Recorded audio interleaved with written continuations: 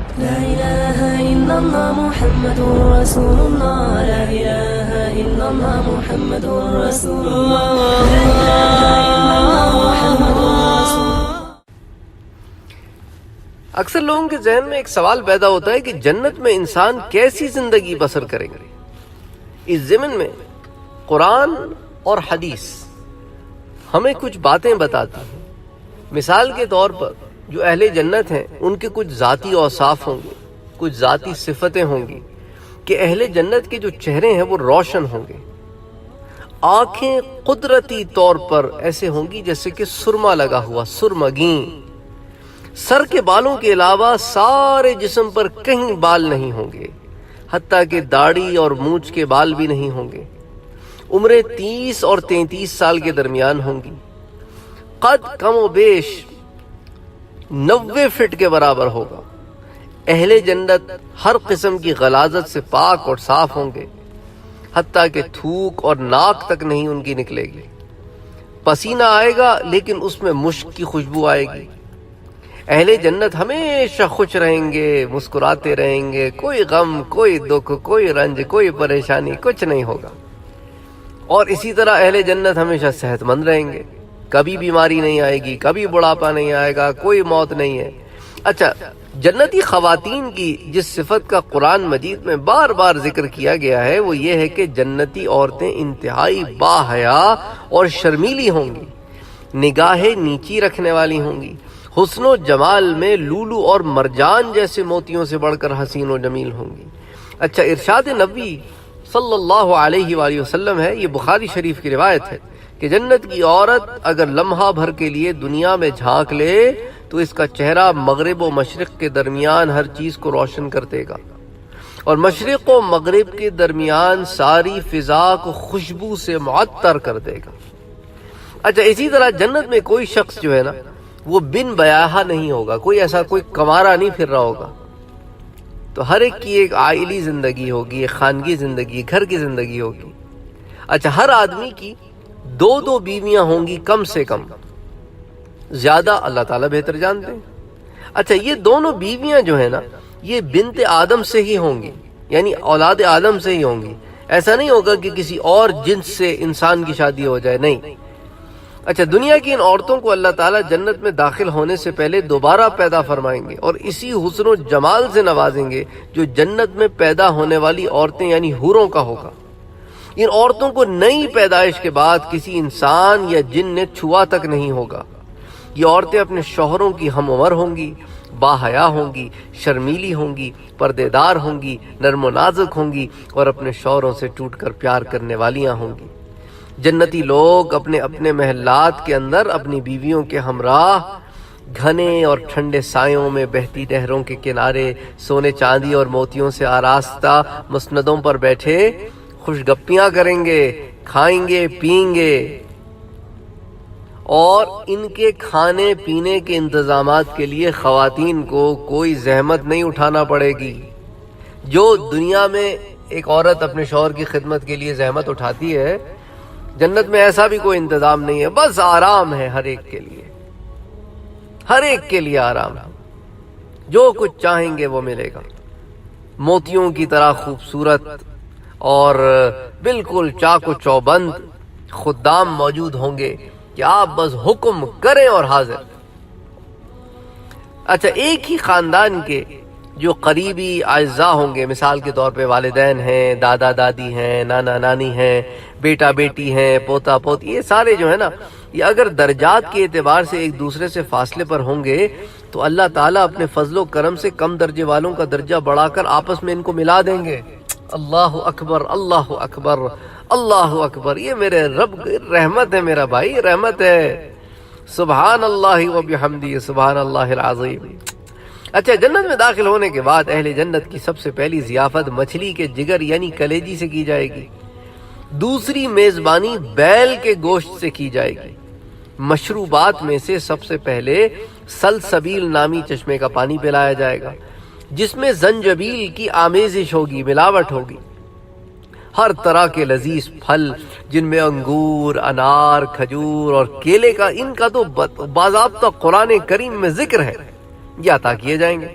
اور ہر طرح کے خوش ذائقہ خوشبودار مشروبات، جن میں سے دودھ ہے، شہد ہے، آب کوثر ہے، اور زنجبیل یا کافور کی آمیزش والا پانی ہے۔ سبحان اللہ سبحان اللہ سبحان اللہ۔ اللہ تعالیٰ کی نعمتیں ہی نعمتیں ہوں گی، نعمتیں ہی نعمتیں ہوں گی۔ اچھا، ایک حوض کوثر ہے، اور ایک جو ہے نا وہ حوض کوثر میں جہاں سے پانی لایا جائے گا وہ الگ ہے۔ تو حوض الگ ہے اور جھیل الگ ہے۔ تو اس کے اوپر باضابطہ ہم پچھلے دروس میں بات بھی کر چکے ہیں۔ تو صرف حوض کوثر میں ہی آب کوثر موجود نہیں ہے کہ بھئی جنت کے اندر پھر آب کوثر نہیں مل سکتا، نہیں نہیں، جنت کے اندر بھی مل سکتا ہے، باہر بھی نعمتاً دیا جائے گا اور اندر تو پھر ملے گا ہی ملے گا۔ سبحان اللہ سبحان اللہ سبحان اللہ۔ تو اہل جنت کی تواضع کے لیے سونے، چاندی اور شیشے کے برتنوں میں یہ پیش کیے جائیں گے۔ اچھا، اسی طرح جو پینے کی چیزیں ہیں، جو کھانے کی چیزیں ہیں، وہ کبھی ذائقے میں خراب ہی نہیں ہوں گی، ہمیشہ تازہ رہیں گی، گویا بس ابھی ابھی، نہ کوئی بوجھل پن، نہ کوئی کوئی ایسا طبیعت میں بھاری پن، انسان کھا لے تو بھی ایسیڈیٹی ہو گئی، ایسا کوئی چیز ہے ہی نہیں وہاں پر۔ اچھا، جنتی کسی درخت سے خود پھل توڑ کر کھانا چاہیں گے تو پھل خود بخود ان کے پاس پہنچ جائے گا۔ کسی پرندے کا گوشت کھانا چاہیں گے تو آنن فانن تیار ہو کر حاضر ہو جائے گا۔ جنت کی ساری نعمتیں ہمیشہ کے لیے ہوں گی، ان میں کبھی کمی نہیں ہوگی، نہ ہی کبھی ختم ہوں گی، نہ ہی ان کا تعلق کسی خاص موسم سے ہے کہ بھئی سردیاں ہوں گی تو انگور آئیں گے، ایسا بھی نہیں ہے۔ اور سب سے بڑھ کر یہ کہ نعمتوں کے حصول کے لیے جنتی کو کسی سے اجازت بھی نہیں لینی، جو چاہے گا اپنی مرضی سے آ جائے گا۔ یہی مطلب ہے اللہ تعالیٰ کا، جو قرآن کریم سورہ واقعہ میں اللہ تعالیٰ فرماتے ہیں لا مقطوعۃ ولا ممنوعہ، یعنی جنت کی نعمتوں کا سلسلہ نہ تو ختم ہونے والا ہے اور نہ اس کو روکا جائے گا۔ سبحان اللہ سبحان اللہ سبحان اللہ، یعنی جنت کی نعمتیں ہی نعمتیں، نعمتیں ہی نعمتیں ہیں۔ اسی طرح جنت میں ہر جوڑے کی ایک الگ وسیع و عریض مملکت ہوگی، جس کے محلات کی تعمیر سونے چاندی کی اینٹوں اور اعلیٰ قسم کے مشک سے کی جائے گی۔ تو یہ آپ کے جو سونے چاندی کی اینٹیں لگا کے بیچ میں جو آپ بھرتے ہیں نا، اس کو آپ انگریزی میں کہتے ہیں موٹر، وہ جس سے آپ مسالہ جس سے آپ جوڑتے ہیں، تو وہاں پر جس مسالے سے جوڑا جائے گا نا وہ بھی مشک کا ہوگا، خوشبودار مسالہ ہوگا کہ گھر کی دیواروں سے بھی خوشبو آتی ہوگی۔ اچھا، محل کے جو سنگریزے موتی اور یاقوت ہوں گے، اور اس کی یہ جو سنگریزے یہاں پہ تو پتھر کے ہوتے ہیں نا، وہاں پہ تو سنگریزے ہوں گے جی موتی اور یاقوت کے، اور جو جنت کی مٹی ہوگی نا وہ زعفران کی طرح ہوگی۔ اللہ اکبر، یہ ترمذی شریف میں اس کی تفصیلات آتی ہیں۔ اچھا، ہر جنتی کو اپنے اپنے درجے کے مطابق دو وسیع و عریض باغ عنایت کیے جائیں گے۔ مقربین جو ہوں گے، جو اللہ کے خاص بندے ہوں گے، ان کے دونوں باغ سونے کے ہوں گے، جن میں ہر چیز سونے کی ہوگی، درخت کے تنے، پتے، ڈالیاں، ہر چیز سونے سے آراستہ ہوگی، تمام سامان آرائش سونے کا ہوگا۔ درخت سونے کے ہوں گے، مسندیں سونے کی ہوں گی، برتن سونے کے ہوں گے، کنگیاں سونے کی ہوں گی، بس ہر چیز سونا۔ اچھا، اصحاب الیمین جو ہے نا، یہ تو ہو گئے مقربین، اصحاب الیمین جو ہے عام نیک لوگ، ان کو بھی دو وسیع و عریض باغ عطا ہوں گے، لیکن ان کے باغ چاندی کے ہوں گے، ان میں ہر چیز چاندی کی ہوگی۔ ان باغات میں اعلیٰ اور ارفع ایسے آپ سمجھ لیں کہ چھتیں ہوں گی، یا آپ سمجھ لیں بیلکونیز ہوں گی، جن میں سبز ریشم کی قالینیں اور پھر تکیے لگے ہوئے۔ سبحان اللہ، ہر محل اس قدر وسیع و عریض ہوگا کہ اس میں نصب ایک خیمے کی چوڑائی 60 میل ہوگی۔ 60 میل، ہمارے تو کئی گاؤں آ جائیں 60 میل میں، شہر آ جائے 60 میل کا رقبہ ہے بھائی، یہ رقبے کی بات، چوڑائی ہے 60 میل، پھر لمبائی بھی 60 میل، تو 60 اسکوائر مائل۔ سبحان اللہ۔ اچھا، پھر جنت کی نہروں میں سے ہر نہر سے ایک چھوٹی نہر کی شاخ ہر محل کو سیراب کرے گی کہ محل میں آ رہی ہے۔ سبحان اللہ، یہاں تو کھود کے بادشاہ بناتے تھے، وہاں خود آئے گی، اور اس کی صفائی کا انتظام بھی کوئی نہیں ہے، مہک رہی ہے۔ سبحان اللہ۔ تو ہر محل کو سیراب کرے گی۔ محلات کے اندر جا بجا سونے کی انگیٹھیاں ہوں گی جن سے عود کی خوشبو نکلے گی جو سارے محل کی فضا کو معطر کر رہی ہوگی۔ انہی محلات خیموں سے اچھا پھر نہریں گھنے سائے ان جنتی عیش و عشرت کی زندگی بسر کریں گے۔ اچھا اہل جنت جو ہے ان کو پہننے کے لیے اس ریشم سے کہیں زیادہ قیمتی ریشم عنایت کیا جائے گا جو یہاں دنیا میں موجود ہے۔ دنیا میں تو ریشم کا مرد کا استعمال کرنا جو خالص ریشم حرام ہے، لیکن وہاں پر ایسی کوئی بات نہیں ہے، وہاں اللہ تعالیٰ اجازت دیں گے۔ جیسے یہاں سونے اور چاندی کے برتنوں میں کھانے پینے سے منع کیا ہے، وہاں سونے اور چاندی کے برتن ہی عنایت فرمائیں گے۔ اچھا ریشم کے علاوہ بھی بہت قسم کے زرق برق کے لباس، سندس ہے، استبرق ہے اور اطلس ہے، ان کا تو خاص طور پہ ذکر ہے قرآن اور حدیث میں، یہ عنایت کیے جائیں گے۔ اچھا جنتی خواتین کے علاوہ مرد بھی سونے اور چاندی کے زیورات پہنیں گے۔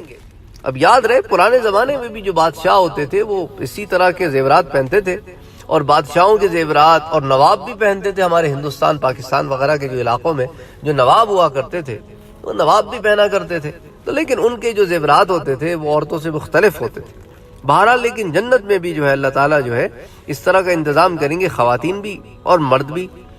یاد رہے کہ جنت میں استعمال ہونے والا سونا دنیا کے سونے سے زیادہ افضل ہے اور کہیں زیادہ افضل ہے۔ رسول اکرم صلی اللہ علیہ وآلہ وسلم کا ارشاد مبارک ہے کہ اگر ایک جنتی مرد اپنے کنگنوں سمیت دنیا میں جھانک لے، کنگنوں سمیت، تو اس کنگن کی چمک سورج کی روشنی کو اسی طرح ختم کر دے جس طرح سورج کی روشنی تاروں کی روشنی کو ختم کر دیتی ہے۔ یہ امام ترمذی اس حدیث شریف کو لے کے آئے ہیں۔ اچھا سونے اور چاندی کے علاوہ اور قسم کے پھر موتی ہیں، لولو ہیں، مرجان ہیں، ان کے بھی کنگن اہل جنت کو پہنائے جائیں گے۔ اچھا جنتی خواتین کو ایسے خوبصورت اور اجلے اور پاک اور صاف لباس عطا کیے جائیں گے کہ بیک وقت ایک ساتھ 70 جوڑے پہننے کے باوجود ان کی پنڈلی کا گودا تک نظر آئے گا۔ یہ تو بخاری شریف کی روایت ہے۔ اچھا خواتین کا عام لباس بھی اس قدر نادر اور نایاب ہوگا کہ سر کا دوپٹہ دنیا اور اس میں جتنی چیزیں موجود ہیں اس کی ساری دولت اس سے زیادہ قیمتی ہوگا۔ یہ بھی بخاری شریف کی روایت ہے۔ اہل جنت کا لباس کبھی پرانا نہیں ہوگا، لیکن وہ حسب خواہش جب چاہیں گے اپنا لباس تبدیل کر لیں گے۔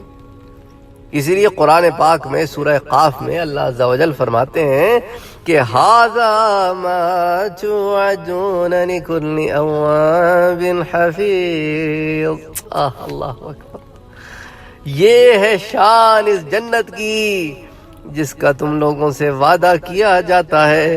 یہ جنت ہر اس شخص کے لیے ہے جو اپنے رب کی طرف رجوع کرنے والا اور اس کے احکام کی پابندی کرنے والا ہے۔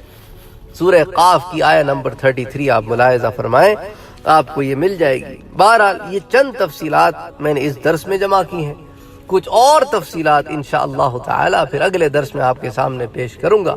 وما علینا الا البلاغ۔